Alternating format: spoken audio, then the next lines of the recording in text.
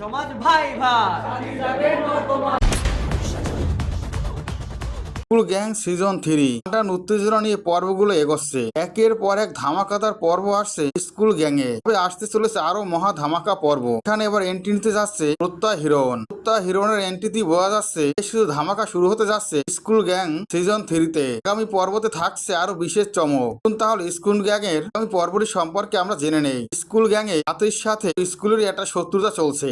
সাথীকে সহ্য করতে পারছে না, অন্যদিকে সাথীও কেউকে সহ্য করতে পারছে না।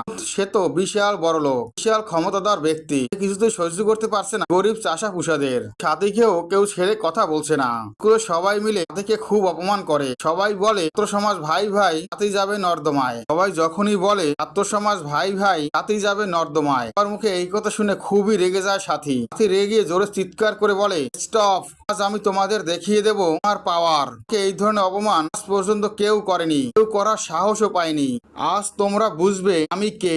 স্কুলে আমাকে কিছু হতে যাচ্ছে। এই কথা বলেই সাথী ওখান থেকে বেরিয়ে যায়। সাথী বেরিয়ে গিয়ে প্রত্যয় হিরণকে ফোন করে, তার কষ্টের কথা জানায়। তাকে সবাই অপমান করছে, অপমান করার বড় সাহস পায় কি করে চাষা পুষারা। সাথীর মুখে এই কথা শুনে এখনই প্রত্যয় হিরণ সিদ্ধান্ত নেয় এবার সে স্কুলে যাবে, ধামাকা কিছু ঘটাবে। পরই আমরা দেখতে পাই প্রত্যয় হিরণ গেট থেকে ঢুকছে। প্রত্যয় হিরণকে স্কুলে আসে বাধা দিচ্ছে, কিন্তু তাকে আটকাতে পারছে না। এরপরে প্রত্যয় হিরণ ভিলেনের বেশে একটা এন্ট্রি নিল। প্রত্যয় হিরণ ক্লাসে এসে সাথীকে জিজ্ঞেস করলো, কে তোমাকে ডিস্টার্ব করছে, এই ক্লাসের সবাই কিনা। এই কথা শুনে ক্লাসের সবাই অবাক হয়ে যায়। তখনই সাথী বলে, একজন বাদে ক্লাসের সবাই আমাকে অপমান করছে। যে কথা শুনে প্রত্যয় হিরণ সিদ্ধান্ত নেয় কাউকেই ছাড়বে না। এই মাঝে একটি ছেলে প্রত্যয় হিরণের কাছে যায়। প্রত্যয় হিরণকে বলে, স্কুলের নেতামি চলবে না, বেরিয়ে যান। এই কথা শুনে প্রত্যয় হিরণ খুবই রেগে যায়। ধুরাম করে এক মেরে দেয় সেই ছেলেটিকে। মায়ের দেখে সবাই অবাক হয়ে যায়, সবাই খুব ভয় পায়। এমন ভাবে প্রত্যয় হিরণ এন্ট্রি নিয়েছে, তাতেই সবাই ভয় পেয়ে গেছে। সাথীকে জিজ্ঞেস করে ক্লাসে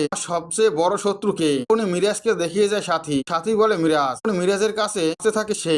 সবাই বাধা দেয়। তখন মিরাজকে বলে, তুমি যদি সবাইকে বাঁচাতে চাও তাহলে তুমি একা আসো। এরপরে মিরাজ সিদ্ধান্ত নেয় সবাইকে বিপদে ফেলার চেয়ে একা মার খাওয়া ভালো। এরপরে সে প্রত্যয় হিরণের কাছে যায়। প্রত্যয় হিরণ সাথে সাথে মিরাজের কলার ধরে।